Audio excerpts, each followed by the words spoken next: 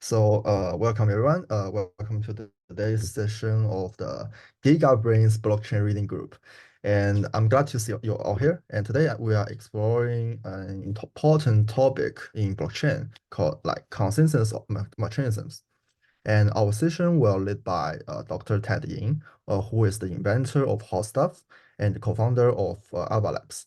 And HotStuff is a consensus algorithm used by many popular blockchains. He will walk through the key concepts and findings of the paper. Let's get started. Thanks for the introduction, and I guess I need some permission to share the screen. Okay. Yeah, oh, sorry, go ahead, please. Yeah. Oh, okay, now it works. Let me see. So,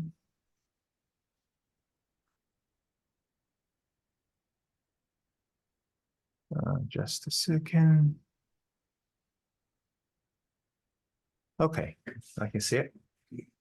Yeah, so consensus is, as many people have heard about it, it's not a easy topic to cover, in 30 minutes-ish. So I try my best. Wait a second. Okay. So before we dive into the actual topic and present the protocol, we want to first look at what consensus actually tries to do, and from a more system kind of perspective. I mean, there are a lot of theoretical works, but most importantly, I think the thing that help us understand it better is to see what it's typically used for. So usually in a consensus protocol, we assume there's some faulty nodes, say F out of n nodes, that could exhibit arbitrary faulty behavior. So, what does it mean by arbitrary faulty behavior? It means these Byzantine nodes, so-called, or adversaries, depending on which background you're in, they can actually participate in the protocol deliberately and seemingly cooperative for some length of time until they think, well, it's beneficial for them to divert from the protocol entirely. So it's a pretty weak assumption regarding the badness, or how bad nodes could behave in the protocol. So that means a Byzantine fault tolerant, it's actually a quote unquote harder problem to solve, depending on the circumstances, than a traditional crash fault tolerance, which is solved by, Paxos or Raft protocols that's commonly used in cloud computing. There, only crash faults are permitted. That said, nodes cannot divert from what protocol requires them to do. They can only, stop responding to the rest of the network, and you cannot either tell whether they just crashed or they are just being slow. So here they can also exhibit crash fault kind of behavior, but they can also lie or equivocate in votes. So it's very weak kind of assumption. And for the rest of the nodes, our target is to make sure the n-f nodes, they are faithfully following protocol, and assuming they make the majority of the protocol. Depending on the type of protocol, they usually have different thresholds. But in this case, in HotStuff's case, it's the supermajority, which is like 2/3 of the network, can still replicate the same sequence of commands. And you can immediately see why this is useful, because say if I'm replicating a series of operations to a database, or here could be like a ledger of transactions or blocks, then this protocol can ensure the rest of, like given this case of 4 nodes, which can tolerate one faulty node, and we don't know who that is. Although I drew it here, you can see which is the bad node, but nobody knows. It's like playing a game, and but the honest players can always faithfully replicate the same sequence, which is very helpful, because they will end up with the same state at each view or at each block height. So to summarize, the safety and liveness property, usually systems folks talk in terms of two aspects. We want from this line of research is we want to make sure that ordering is consistent, even in a network with some sort of asynchrony. And we won't get into that topic too much given the time. And also we want to make sure it makes good, useful progress, because otherwise, you can have a protocol that's always safe, but it doesn't do anything. It's like a dead loop, right? And vice versa, you can have a protocol that's always makes progress, but it's wrong. It diverges. So we want to make sure both are satisfied, and this is why this problem is usually very challenging. And the main contribution in our opinion, in my opinion and Dalia's opinion, because we are both co-authors on the paper, there are 5 authors in total on the paper, is we did this in an effort to reduce the complexity. And when it comes to complexity, what we really mean is it's twofold. So we, on the one hand, theoretically, we want to cut down the communication complexity and see whether you can achieve a protocol with linear message overhead, similar to what RAF does, in the non-Byzantine kind of world.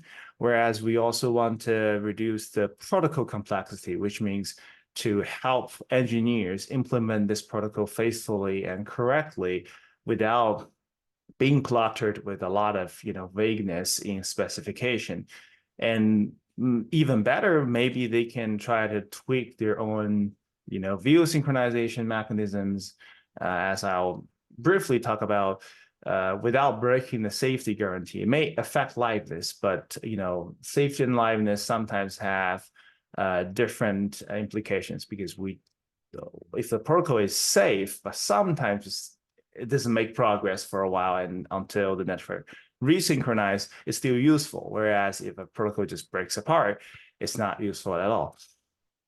And we started out by looking into the so-called Nakamoto consensus, or proof of work consensus, as perceived or called by many researchers in the field. And if you look at how, for example, Bitcoin makes progress, it's kind of unique because it doesn't have votes, right? You just compute proof of work on top of each block, and you do rolling based kind of hashing for the block, and it gives you some tree-like structure topologically, and then you choose the longest chain to follow.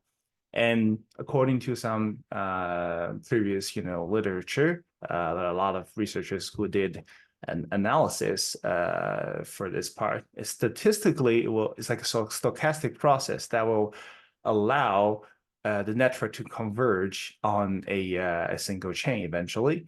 And it's quite neat because the mechanism by itself is not very complicated, although the math behind is more complex than that. So if we do a comparison, between these two, the good old, quorum-based consensus where people votes, and like PPFT, in that case, you exchange, some all-to-all communication kind of votes for multiple rounds, versus in Nakamoto consensus, you just generate the chain and look at the chain, where the canonical chain is. If you compare both of them, you realize we will probably want to have some benefits from both sides, whereas some are unwanted. For example, in quorum-based consensus case, it has quorum votes. It's very efficient. It doesn't require wasted energy for security reasons, and it's fast. It's leader-based for some practical protocols, and the leader can drive the agreement, or at least have some unanimous proposal on a good day, so people do not have to fight over to converge on some initial proposal. Whereas in Nakamoto case, you're hoping the stochastic process will bring you to a winning branch, which definitely, or intuitively at least, from my what I was saying, will take more time. And on the other hand, Nakamoto consensus does have a simpler rule. You just choose longest chain. It doesn't have any explicit view chain. You don't have to reason about how to keep it safe. You just generate the blocks, and magically, things will happen. And it's also very clearly specified. I think everyone will have their own understanding of how proof of work protocol works, but I think most of us can agree upon the fact that it's pretty clearly specified. So let's try to build a consensus protocol that's called HotStuff. And there's an interesting history about the name, but I think Dale gave the name because of this cartoon called HotStuff. And it's like I think there's a protocol called Casper, the friendly gadget, right? So Casper is also another ghost, cartoon character. So this is why we chose the name called HotStuff here. And so to make a protocol, there are a few aspects you want to consider. At first is communication. How do replicas or nodes exchange information? And the protocol state variables, like what are the minimal set of variables you want to keep locally at each node in order to bookkeep the state of the protocol itself.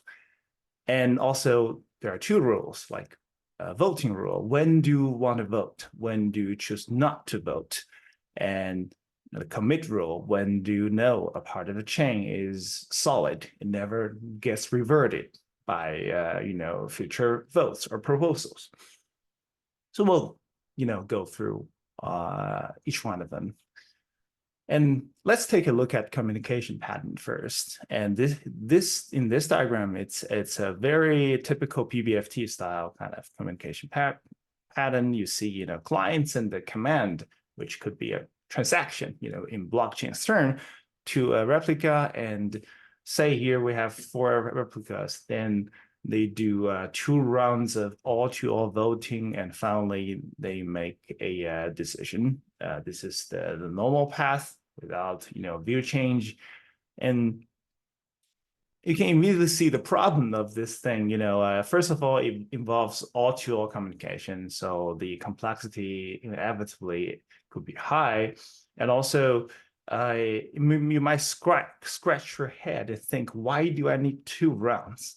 Why couldn't I do it in a single round? That's a very interesting, and the initial question, if you try to understand a consensus protocol, I wouldn't expand too much on this, but let's look at how we break it down, or how we try to do this in HotStuff. First of all, we want to cut down the complexity, which means we cannot have these, all-to-all communication in the first place, but instead we use a more like an aggregation kind of way, which is not, I think, our main novelty in the protocol, because there was a protocol like SBFT, etc. They also use similar trick that, there are also a bunch of other works that, and you can apply that even to PBFT.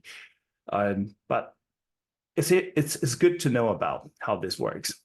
So say if we have proposal, it's a block B2, and then what happens here is we can just make it like an aggregation style. So the proposer send it to replicas, and replicas will only send their votes not to everyone, but to the next leader or next proposer, which could be the same proposer as the previous, sender. So in that process, you get some votes, and here I'm drawing a very optimistic case where everyone just votes faithfully. There's no dispute. Proposer is benign. It's not faulty. And then we have, all foreign votes. And actually, we only need 3 of these four votes to form something called Quorum Certificate. So a precise definition for Quorum Certificate is any form of proof that justifies there has been 2F plus 1 votes, or 2/3 of the votes from the nodes in the system, and that should be sufficient, because you cannot hope for 4 votes all the time. what if one node is faulty and it never votes? In that case, then you cannot wait for those remaining F votes. But be aware that among these two F1+1 votes, because you don't know who are faulty in the system, it could happen that the faulty nodes also vote. And then among these two F1+1 votes, there could be at most, F faulty votes. So the information we can gain from such a collection of votes is that at least there are F+1 votes from the honest players, always, right? So that's a very important, thing to understand for this line of research work. So then we contain this quorum certificate and encode it or embed it as part of the future block. So and here I just use the dashed yellow arrow to point to the block that QC is proving for. So if you see B3 contains a QC that points to B2, it means if someone sees B3, it knows B2 has already received a majority vote. So then we get to the protocol specification. There are mainly two types of messages in HotStuff. One is the proposed message. It's not that interesting. It's just a block. You just broadcast the block to the network. And the other type of message is the vote message. So each node will create a signature to justify that it is the vote from that node. And also because it's a signature, so other nodes can independently check that this node has voted for this block historically. So here we can see the diagram. The blocks are generated more or less in the blockchain way, has hash pointing to the previous block, it has a QC. And somebody may ask a question, wait, what if I cannot put together a QC? I failed to collect, say, a supermajority, from the system. And then in that case, the QC could jump. Like the one block's QC may point not to the immediate parent, but to some ancestor on this, tree structure or DAG structure, however you call it. And that's the interesting part. So you basically can use this chain structure or tree structure to represent how historically this protocol proceeds from your local point of view. And because of the chain structure, it's consistent. Maybe different nodes will see different part of it, but for the same hash, the same branch, they will always see the same picture. So, and also as a general rule, among all blocks which get a QC, we use the highest blocks QC known to the node locally. That means, every block will embed some QC, and some QC may point to some lower block, some may point to the higher block, but for the proposer, an honest proposer will always embed the QC that proves the majority vote for the highest known block locally. And then, let's get back to the communication pattern. Now we know we have blocks, we have Quorum Certificates called QCs, and we're chaining the blocks together, and the QCs, the dashed arrows are showing how these QCs are proving the majority votes for some blocks. So then here's the complete picture, for a normal path. We can have, 3 consecutive blocks. On a very good day, each block will contain a QC showing that the majority has already acknowledged the previous block, and that's a very ideal case. And there's another diagram showing, how this resembles blockchain in general. And because many previous protocols, they don't use this kind of structure. And we are more or less inspired by some prior works like Casper and Tournament. So I think this is a nice construct because it helps, in terms of seeing the progress of the consensus, but not looking at a lot of local variables or your hidden state. But with such a chain, you can immediately tell how far the protocol has already been made. So we talk about communication. We haven't talked about state variables and voting rules, but from now on, because I already defined all of the ingredients, it should be very fast. So for protocol state variables, we only need to maintain 3 main variables. One is something called block. It means the block that leading the preferred branch. Intuitively, it's easy to understand. It's like the longest chain rule, quote unquote, similar to Nakamoto consensus, but definitely in a different way because there's no proof of work. And also, you do need a pointer to point to the last committed block. So here, as we can see, the green part is the committed part, purple part is the preferred branch part. And I drew a little lock at B4 to show that this is the branch led by B4, which is pointed to by this pointer, local variable. And in addition to these 2 pointers, we also need to maintain something called V height. It's the height of the block that you last voted for. And I'll explain why we need all of these slightly later. So let's take a look at the longest chain rule. So it's about branch preference. Like I said, it's a little bit like the longest chain in Nakamoto world, but it's different. The difference is the locked block or preferred branch is the highest block that so far has received a QC. So here, for example, say we only have, that's the chain. We know B4 receives the QC, so far that's the preferred branch. But it could happen that in the future you have another block that's that even diverges from B4 or from B3, like B8. Say if B8 or not B8 but B9, there's a higher block than B4 that also gets a QC, then your local preferred branch will be updated, will be flipped.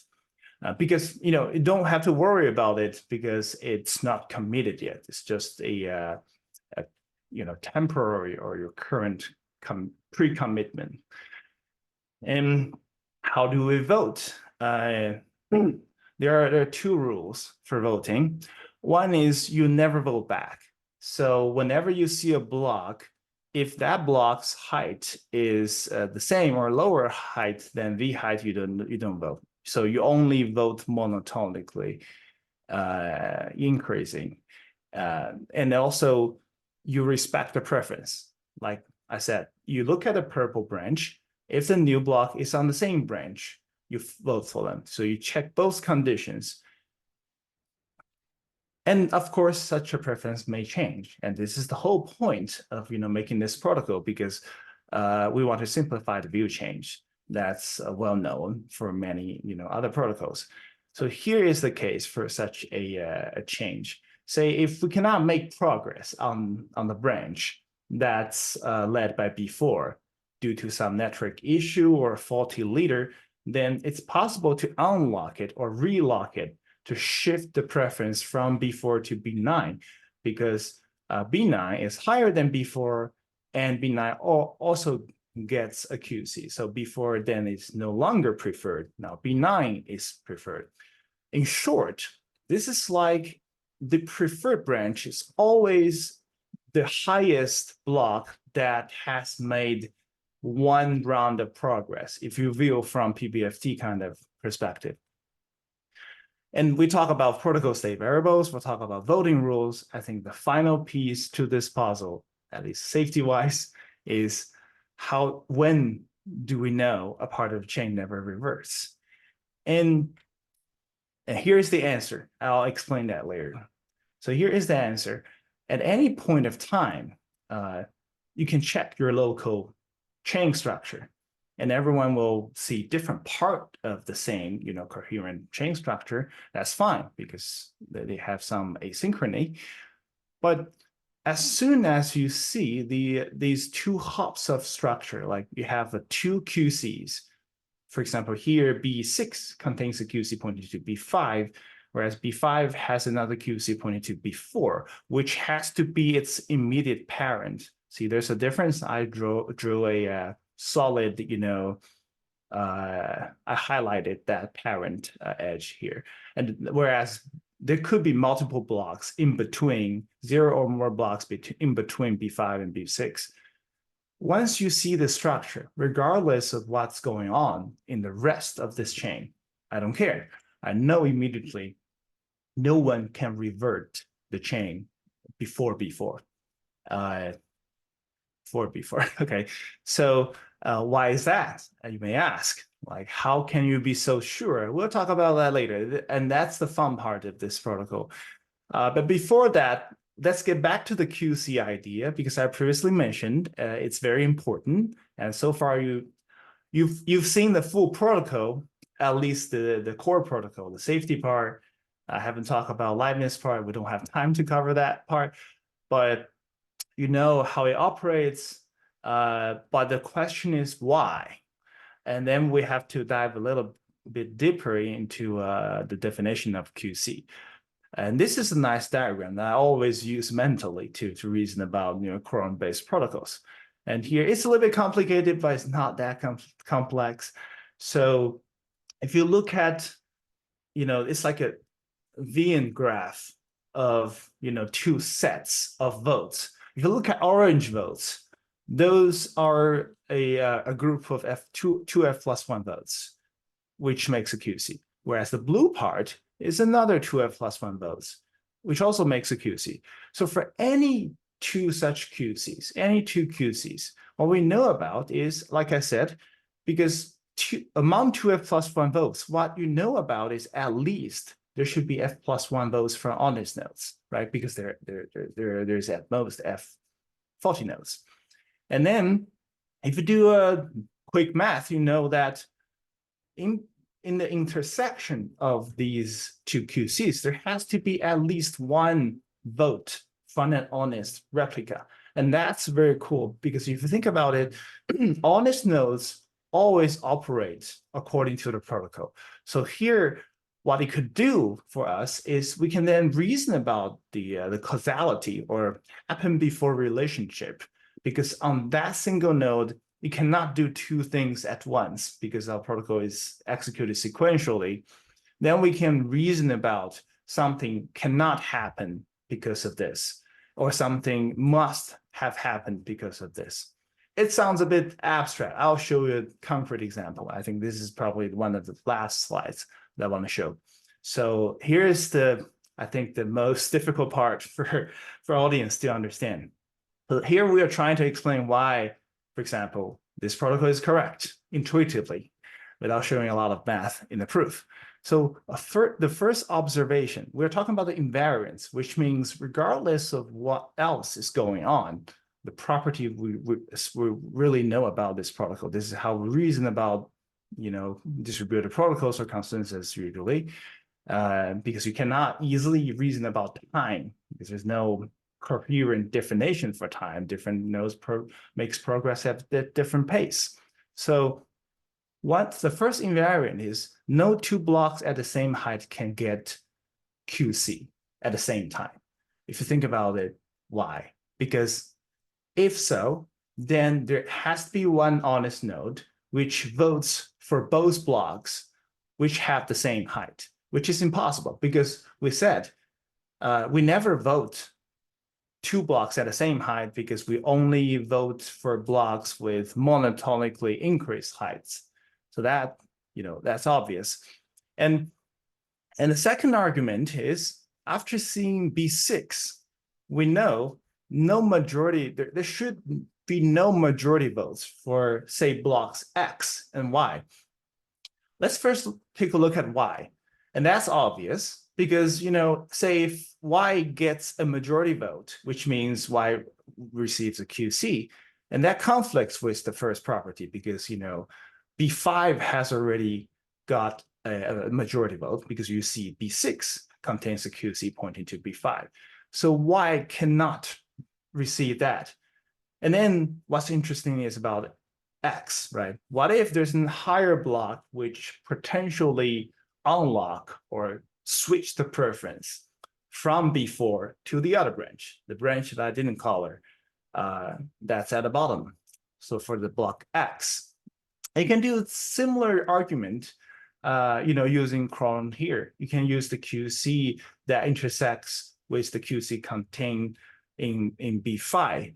Why you don't do that? Because assume there's an earliest block that has to be higher than B4. It cannot be Y because I already precluded that. The only case is some blocks that's higher than Y, which is X here as an example.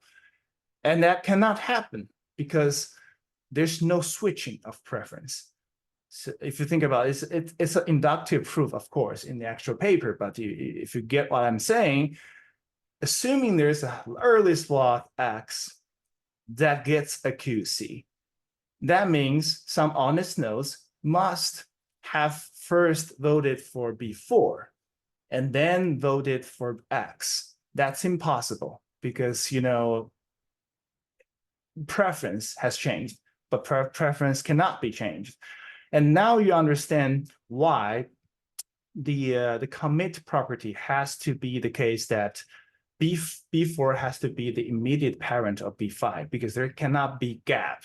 Say if there's some block in between B4 and B5, you cannot commit to B4 because there could be a block that's higher than B4, lower than B5, basically that's before Y that could creep into that, the height. And then that could unlock the chain. Basically, there's a chance that the preference could flip to the other side. So yeah, I'll actually take a pause here because I think there are a lot of questions. And I think this is probably the last technical slide for this protocol. Yeah, any questions on, does it make sense? I've got one question. Sure. So in case of forks like this, and since honest nodes can vote for their preferred branch, though it should be consistent, but where it happens that no fork has F+1 honest votes, and how to make sure that forks can always be resolved instead of growing forever exponentially, maybe. Let me try to understand what you're asking. You said, how to make sure, are you asking about liveness or it's? Oh, sorry. I mean, where it happened that for each fork and it has less than F+1 honest votes. Maybe there are many forks, and each honest one has a different preferred branch. Oh, I see. I got it. So I think it's a liveness question. What if this is not a chain that converges, but instead, different honest nodes will have different preferred blocks, right?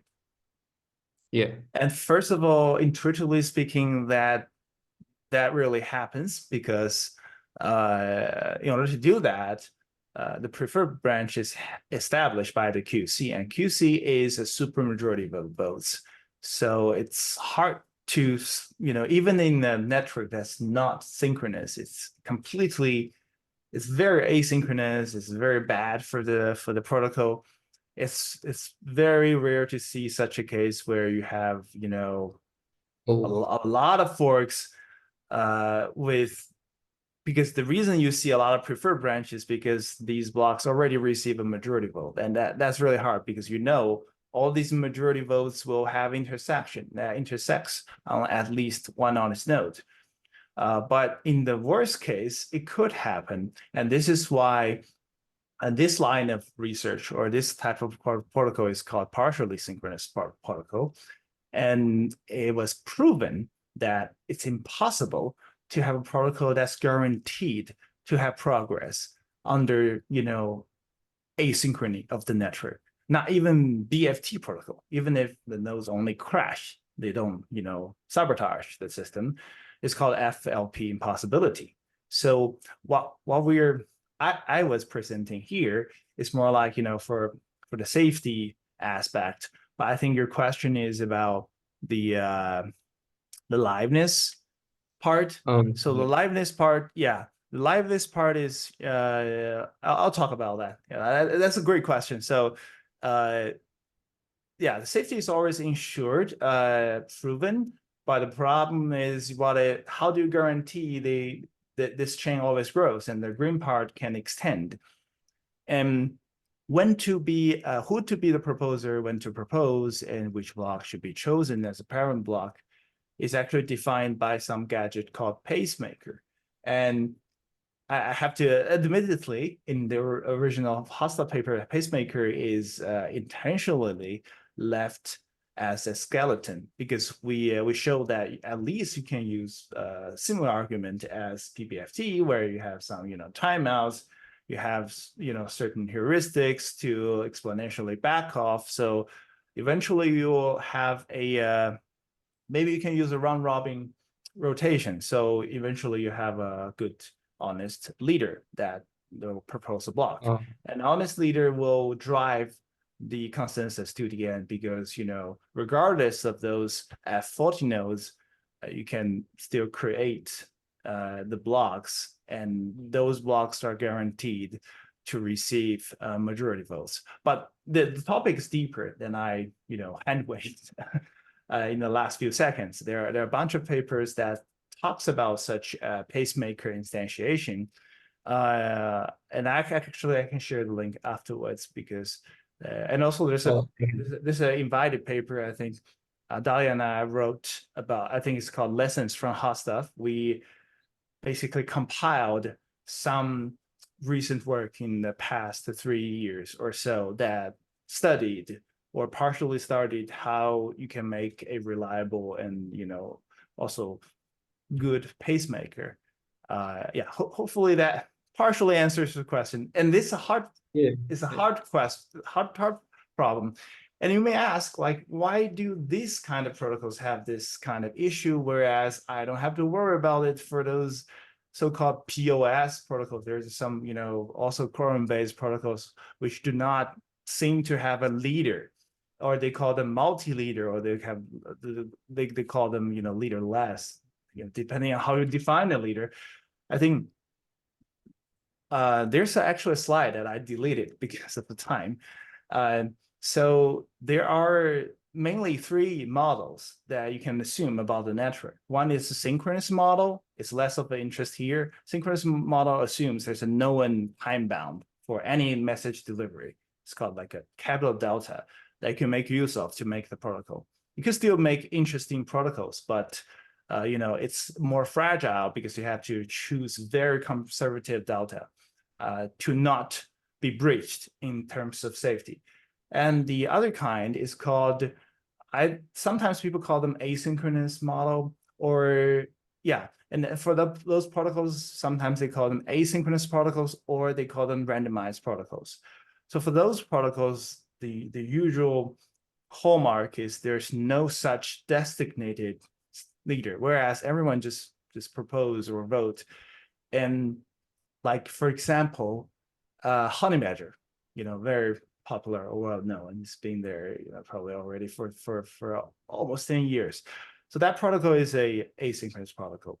And usually for this line of protocol, they resolve or circumvent the FLP impossibility that I talk about using randomization. They said, yes, you cannot have safety liveness at the same time without making compromise, on timeouts or these things. But we can say our liveness is with probability 1. It's like flipping a coin because we know that eventually you will get ahead.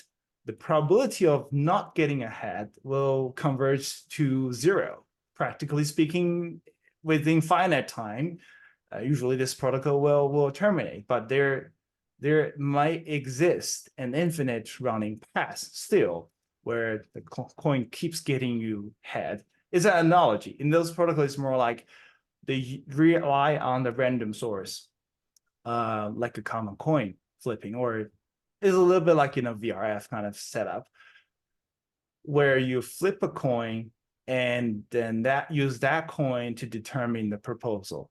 And usually those protocols have some reduction from or to the binary protocol. So they first build a binary protocol where the proposers all together or all the nodes will flip coins and then hope there's a majority proposal, and then they finalize it. So for that line of work, the protocols usually have something called expected execution rounds. So there's some recent work, but inspired by this HotStuff work, there's a work called Validated Asynchronous Business Agreement. I think it's authored by Dalia, Sasha, Itai. I forgot. Maybe there's another author. They basically run n parallel HotStuff at the same time, where each instance will use a different node as a proposer, and they run them, emulate them, and they finally flip a coin to decide who is the actual proposer, or which instance is the canonical at the end. So in their case, I think they managed to have a expected round of like 1.5 round or something. Yeah, it's another line of work. It's also very interesting, because in that case, you don't need, extra heuristics to elect leader. But, from my understanding, if you want to have low latency, for example, for your protocol, so far, partially synchronous is the best model, that because you can understand that there's a leader. If the leader is good, then it drives the votes to complete in 2 rounds, right? So, yeah.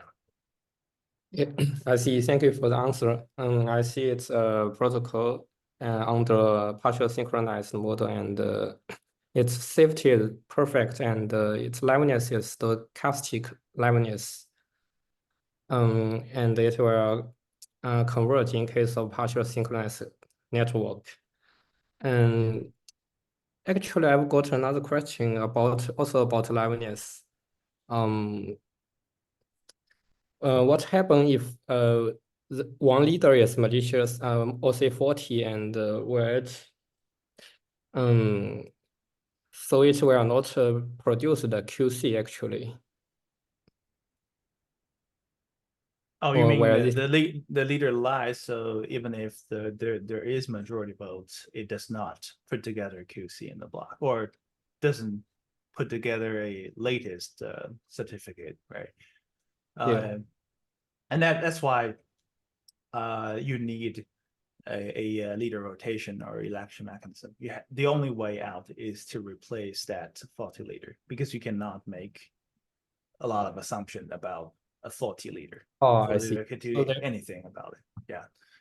Yeah. So this is why in practical engineering, or in some more sophisticated design that's based on HotStuff, like DMBFD, or there are many other follow-up works, they have to discuss about that, whether you want to use a fixed round robin, but that will be a little bit inefficient. Say among n nodes there are 40 nodes, then you basically sacrifice your progress when you rotate to certain nodes, because those nodes could be faulty, and you can never tell truly whether they are faulty. Remember that it could be the case that they're honest, but their network is slow and you don't see any progress. You just kill them. You cannot kick him out of the system. So yeah.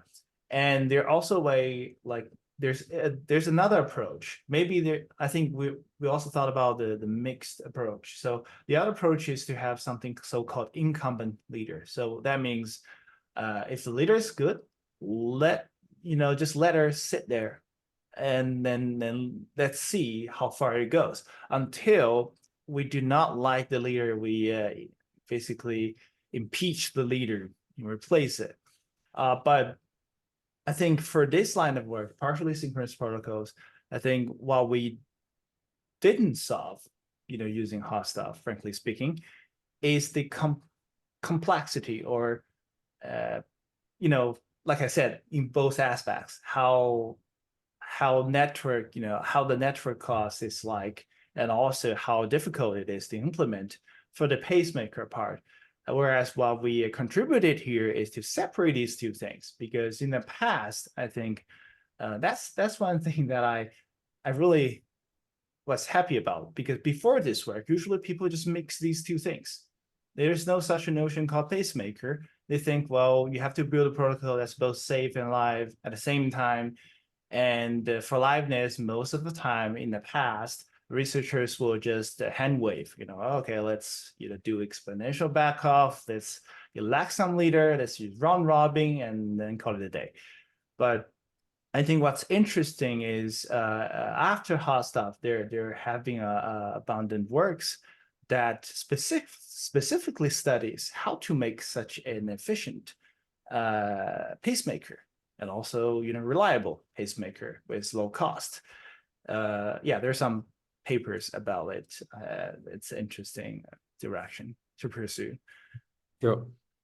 And I think the difficulty lies in how to specify that, how to specify the admissible delay time. For example, we can, some people think they can wait for 3 minutes for one 40 node to send a 40 leader to send nothing, and some think it's okay to wait for 10 minutes.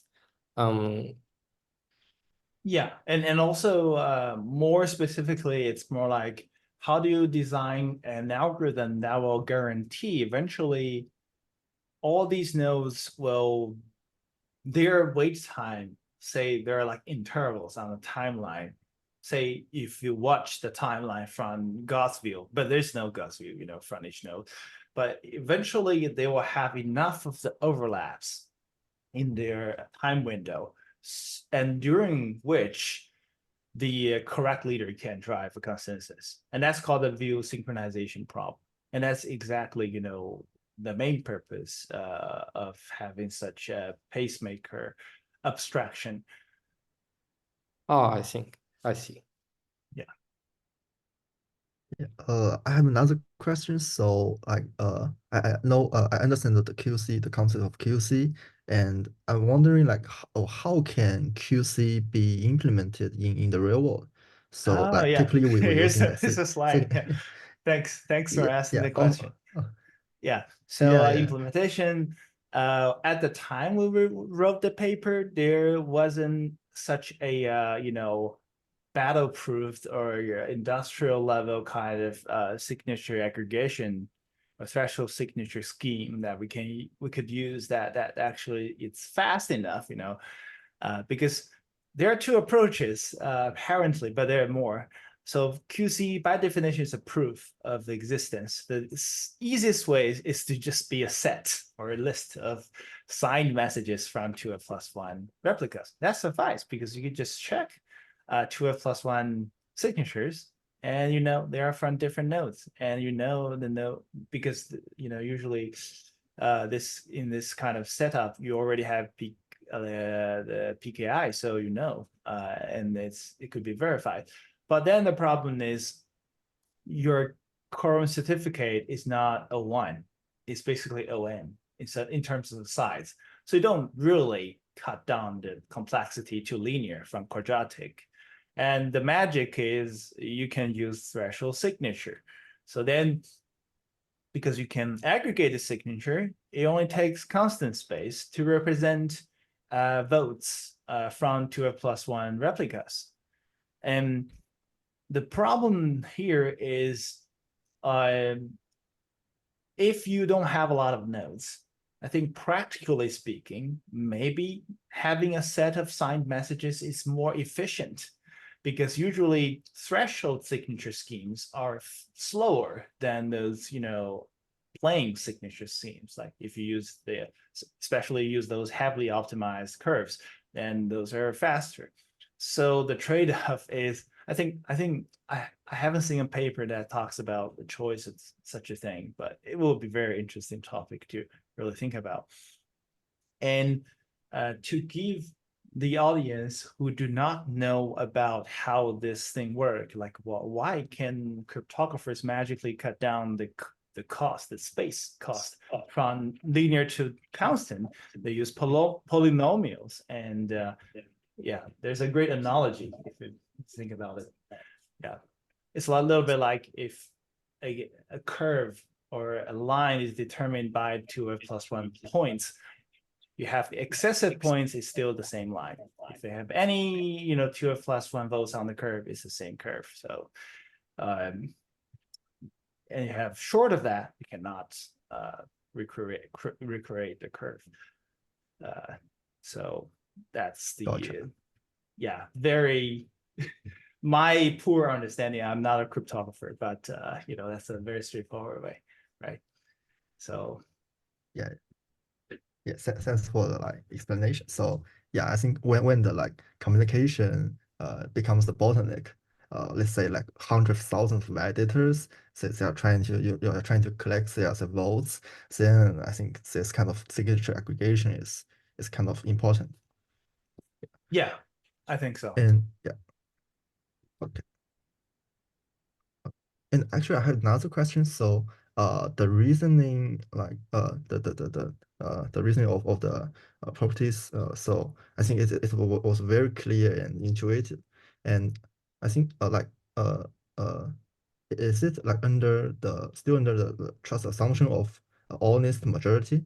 So Yeah. so let's say So in the worst case scenario, yeah, in the worst case, what do you mean? So like basically, this is like a protocol that tolerates F faults with 3f+1 nodes. So and it has to be greater than or equal to 3f+1 in order to tolerate F faults in the system.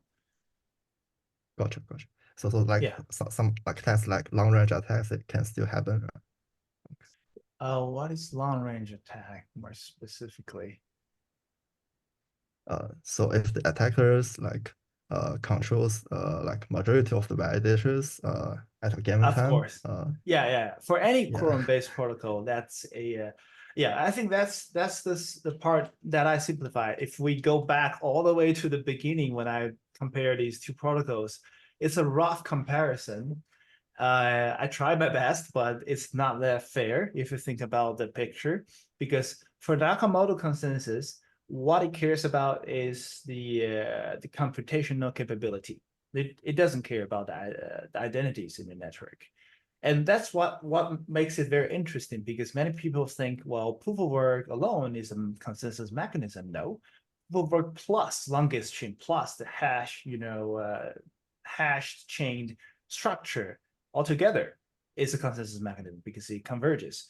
But as a side effect, because it uses proof of work, so it's less vulnerable to Sybil attacks, for example, because it can always use economic argument.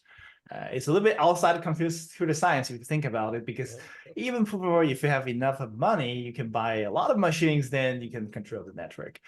Whereas for quorum-based, because it doesn't have proof of work, it doesn't have this extra trick.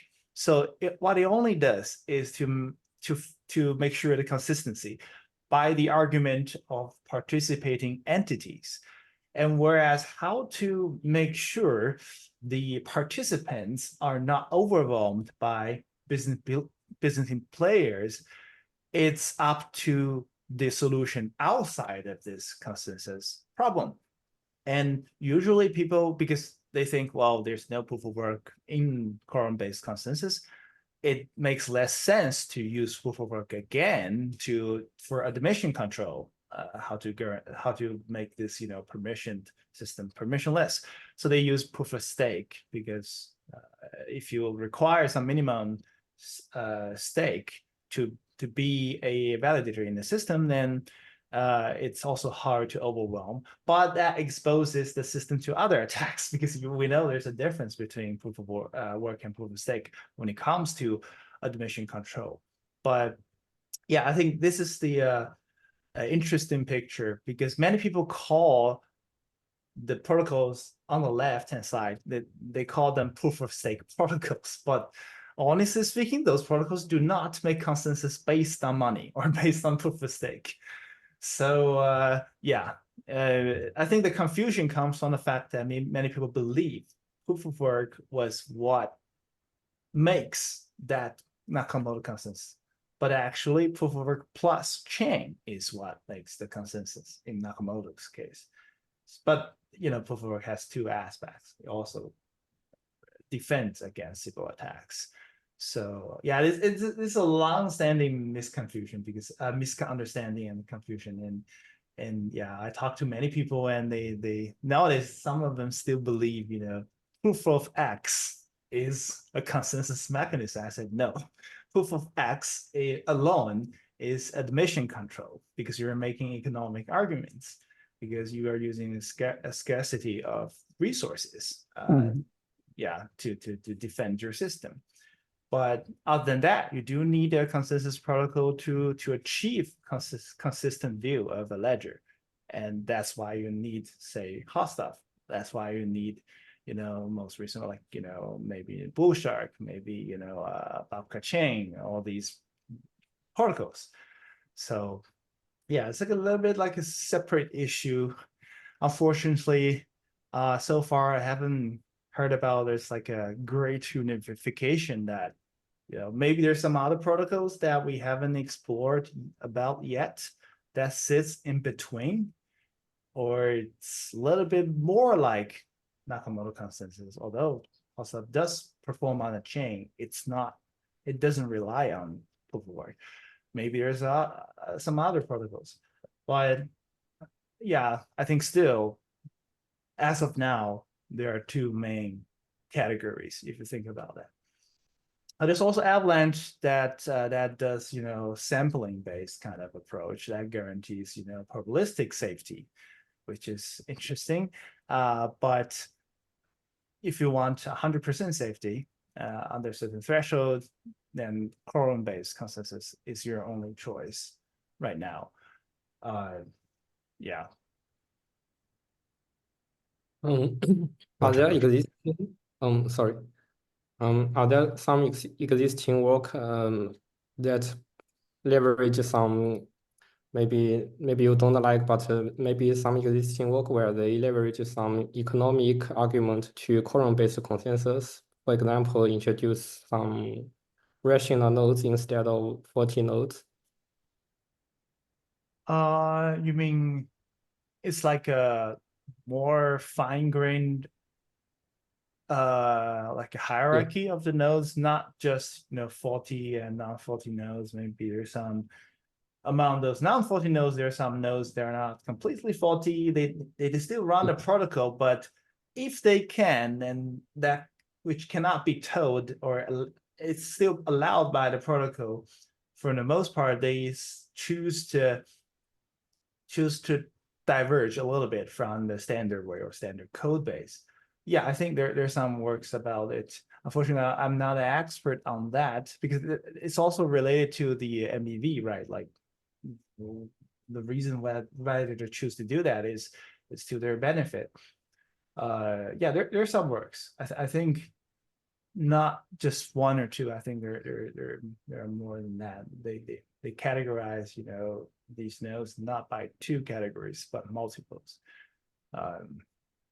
But mostly they do it for the purpose of, I think, fairness of ordering. Yeah. Oh, I see. So I think it's not very easy to introduce what I said rational nodes because it's very hard to define what's the revenue and it's very hard to define rational.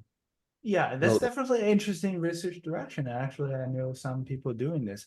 But I think depending on the problem of consensus or state machine replication, because the vanilla problem, I'm not saying the vanilla problem is the most important problem. I'm saying, vanilla problem, the definition is whatever order you make, as long as it's consistent across the honest node, it's fine. You solve the problem already. This is why usually in this line of research, you only have 2 types of nodes, because that's what matters, right? But in reality, that's not enough. I think if you want to have a high-speed system and you want to reduce MEV, then you want to have a better argument. It's not only about whatever ordering, it's about some fair or reasonable ordering among the transactions you're submitting to the system. So yeah, there are some works about that. I think usually they call it ordering fairness or whatnot. And also noticeably, there's a model called Sleepy model, I think, proposed by it's interesting if you look into it. Yeah, it's not like a magic, but I think it addresses the case where you have a lot of nodes in the network, but only a fraction of or some of them are responsive, in the wild. It's different model. So it has different kind of conclusion and protocol design, but it's also an interesting territory. I think originally it was in an effort to address the scalability issue or network latency issue. Yeah, that's also a interesting model. Yeah, sure. Yeah, I just realized we have been here for an hour already. So before we wrap up, does anyone have a last question?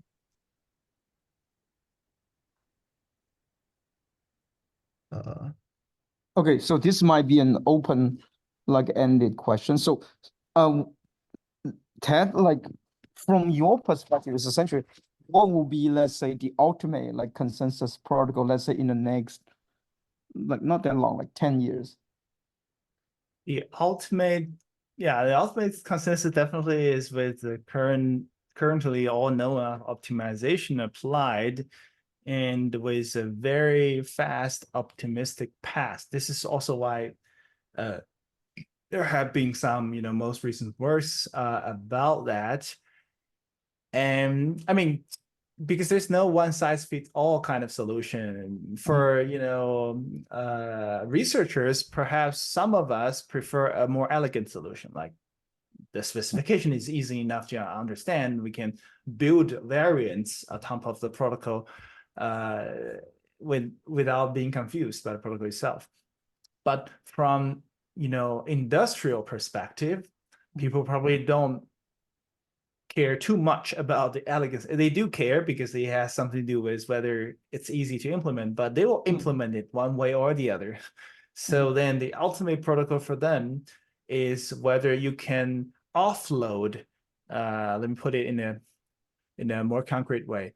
You want to offload as much workload as possible from the main sequential logic of the consensus, because no matter what kind of consensus protocol design, even for those DAC-based protocols, there is still a sequential logic.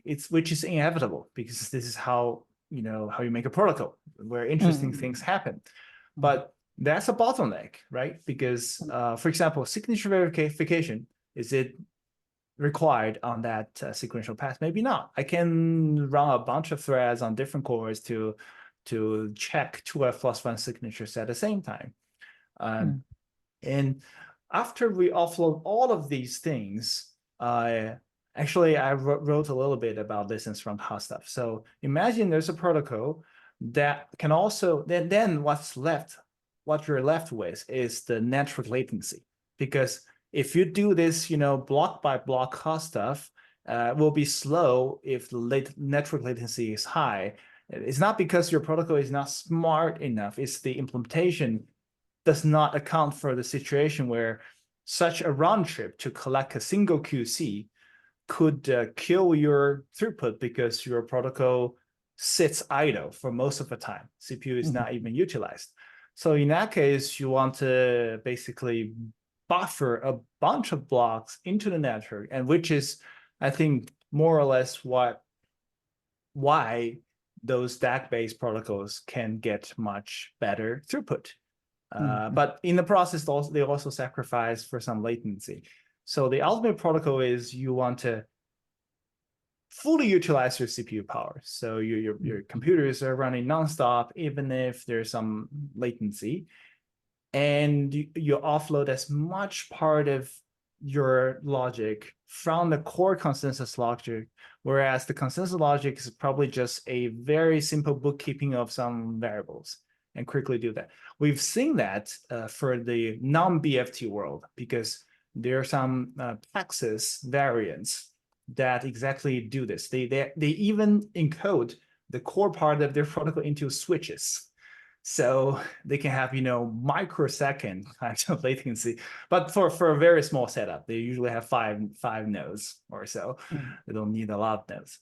But just saying, that's one direction. Whereas the other direction is to further understand if a broadcast is really required. And this is, why I previously did Avalanche, although I'm not a mathematician, in statistical world. I feel that there is also hope. Like if you have a lot of nodes, if you only query part of the network instead of sending, a request to the entire network, you can gain better scalability from that end. And other than that, I think, we're out of the major tricks, and there's some system optimizations that could be done, but.